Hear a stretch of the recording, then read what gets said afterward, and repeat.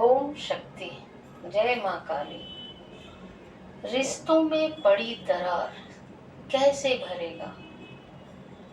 भाई बहनों में दरार, पति पत्नी में दरार, पिता पुत्र में दरार, तो कैसे भरेगा यह दरार? तो आप याद कर लीजिए 100% इससे आपके रिश्तों में पड़ी दरार भर जाएगी। लेकिन करेंगे क्या? कैसे पड़ेगी यह दरार? यह तो बिल्कुल सेंटिमेंट से निर्भर करता है। अगर किसी की केमिस्ट्री नहीं बैठ रही है तो दरार भरेगी कैसे? आप देखते होंगे कि कभी कोई दोस्त ही आपका आ जाता हो लेकिन आपको ऊब होने लगती है। सच्चा दोस्त है, आपको बहुत हर वक्त आपको जरूरत पड़ने पर मदद भी किया है, लेकिन उसका आना आपको अच्छा नहीं लगता है। यह आपका दोष नहीं है, यह उसके और आपकी केमिस्ट्री का फर्क है। आपके अंदर वो बैठ ही नहीं रहा है, इसलिए अच्छा नहीं लगता। तो जब रिश्तों में दरार आ रही है, क्यों? क्योंकि केमिस्ट्री नहीं बैठ रही। तो कैसे होगा? आप कहेंगे कि जब ऐसा ही है तो आप बता क्या रहे हो, आप क्यों बतला रहे हो?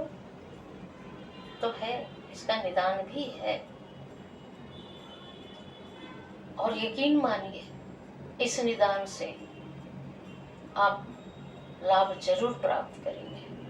खासकर आज के दौर में जब लड़के लड़कियां दोनों ही जॉब कर रहे हैं, दोनों की पढ़ाई सेम है, माता पिता भी जितने वे अपने लड़कों पर करते हैं उतनी ही लड़कियों पे करते हैं, बल्कि उतनी ही नहीं बल्कि ज्यादा। मान लीजिए एक लड़का है, कोई एग्जाम देने जा रहा है, वो अकेला चला जाता है, दोस्तों के साथ चला जाता है, लेकिन माता पिता अपनी लड़कियों को अकेला नहीं छोड़ते। लड़का किसी के साथ कहीं भी ठहर लेता है, लेकिन लड़कियों को अकेला कहीं भी नहीं ठहरने दिया जाता। उसकी सुरक्षा में उसके माता पिता, उसके गार्जियन जाते हैं, तो लड़कियों पर तो ज्यादा ही व्यय हो रहा है। तो ऐसे वक्त में जब दोनों बराबर हैं और पुरुषोचित ईगो जो है वो कम हो नहीं रहा है। आज भी वही है, एक मर्द चाहता है कि वह जो कहे वही उसकी वाइफ सुने, लेकिन यहाँ एक लड़की का दिमाग, उसका सेंटिमेंट चेंज हो चुका है, वह बराबरी पे आ चुकी है। उसके मन में लगता है कि ऐसा क्यों, मैं कहाँ कम हूँ। बस यहाँ ईगो आ जाता है। न वह एक कदम झुकने को तैयार, न यह एक कदम झुकने को तैयार। तो क्या होगा? ऐसे में रिश्तों में दरार आ जाती है। लेकिन अगर आपके बच्चे हैं तो इसका प्रभाव किस पर पड़ता है? आपके बच्चों पर पड़ता है। तो हम ज्यादा वीडियो को लंबा नहीं करेंगे। आप भी बोर हो जाते हो वीडियो लंबा देखकर कि उपाय ही नहीं बतलाते हो, बोलते ही चले जाते हो, तो आइए बतलाते हैं यह उपाय। वैसे तो अक्सर मैं इस संबंध में उपाय बतलाते रहती हूँ, लेकिन आपको आज एक नया उपाय बतला रही हूँ जो 100% कारगर होगा। लेकिन ध्यान रहे, यह तभी होगा जब आप प्रक्रिया कर रहे हो, तब आपको कोई रोकने और टोकने वाला नहीं हो। बहुत समय पहले आदिवासी लोग जंगलों में, आज भी करते हैं लोग, पुतले पर प्रयोग करते हैं। आपको यकीन होना पड़ेगा, मानना पड़ेगा कि अगर एक पुतला पर हम कोई प्रक्रिया करते हैं तो वह घटित कैसे हो जाता है। वह वही इनफाइनाइट है, वही अंदर से आपकी चेतना जब उस एक एक अंग, एक एक अंश संपूर्ण को स्मरण कर ले और उस पुतले पर स्थापित कर दे, तब आप उस पुतले पर जो करेंगे वह उस व्यक्ति पर असर डालेगा। लेकिन ध्यान रहे, अगर बुरे कर्मों के लिए करेंगे, किसी की हानि के लिए करेंगे, तो यह कहीं न कहीं जाकर आपकी भी हानि कर बैठेगा, आपके डियर एंड नियर को भी हानि कर बैठेगा। इसलिए यह प्रयोग किसी की हानि के लिए ना करें, बल्कि शुभ के लिए करें। मान लीजिए आपके पति हैं, आपकी पत्नी है, किसी कारण बस आप लोगों में नहीं पट रहा है, ईगो की लड़ाई है, इसमें बच्चे पीस रहे हैं, आपके बुजुर्ग माता पिता पीस रहे हैं, वो लोग इस प्रयोग को करें, जरूर लाभ पहुंचेगा। वो क्या करें कि शुक्रवार के दिन आप कहीं से उजली मिट्टी ले आए, उजली मिट्टी। अगर आपको नहीं मिलता है, आप कहीं चले जाइए, आप सर्च कर लीजिए व्हाइट मिट्टी कहाँ मिलती है। अगर नहीं मिलता है तो कोई बात नहीं, कहीं से भी आप लाल मिट्टी भी ला सकते हैं, काली मिट्टी भी ला सकते हैं, लेकिन अगर व्हाइट मिट्टी आपको मिल जाती है तो वह ज्यादा और जल्दी कारगर होगा। उस मिट्टी के 2 पुतले बनाइए, एक मेल और एक फीमेल।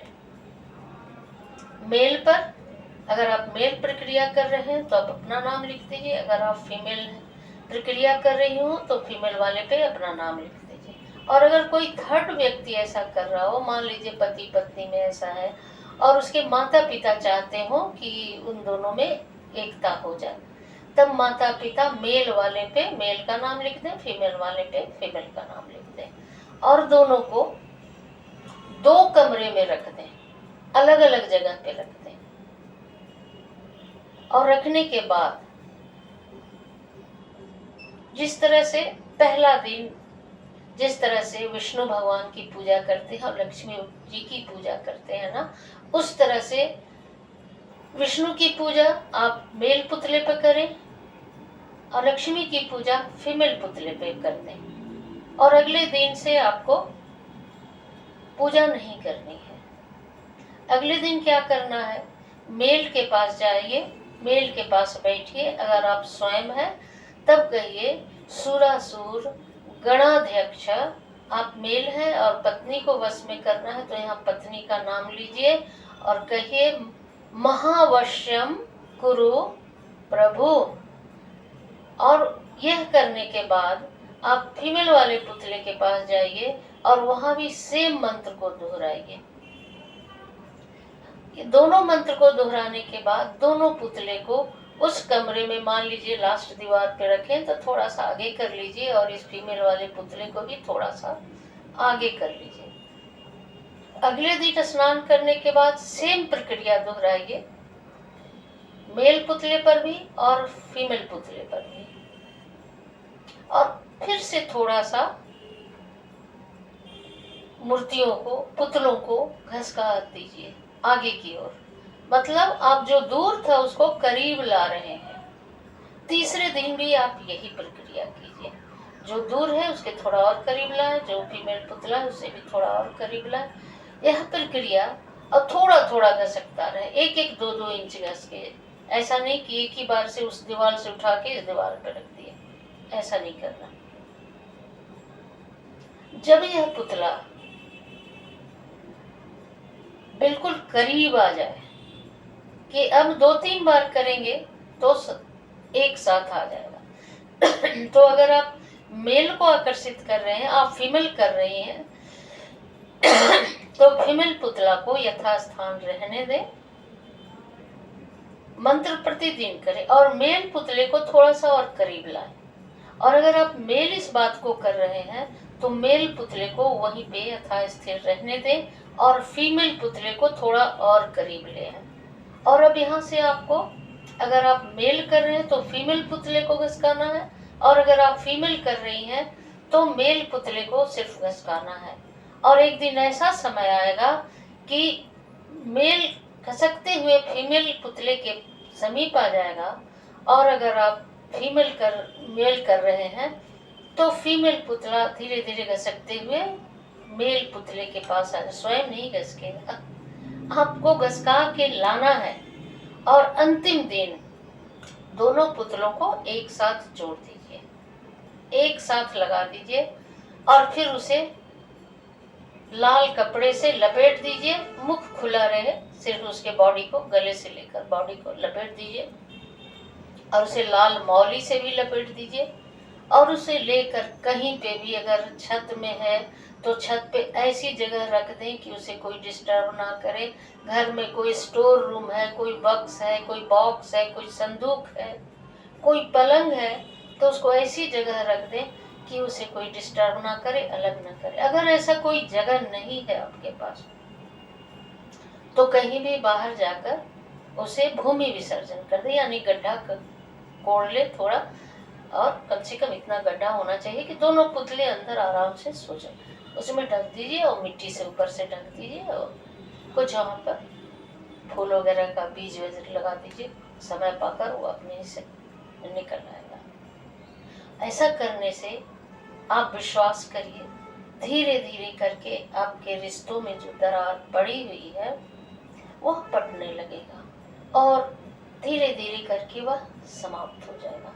तो ऐसे रिश्तों को आप वापस लाएं जो चले गए हैं, और मेरे इस चैनल को लाइक करेंगे, शेयर करेंगे, वॉच करेंगे इंस्टा और फेसबुक पर भी। जो लोग नए हैं सब्सक्राइब करके बेल आइकन भी जरूर दबाएंगे, ताकि ऐसी जानकारियां मैं आपको दूं जिससे आप अपने जीवन के कष्टों को दूर करते रहें। ओम शक्ति, जय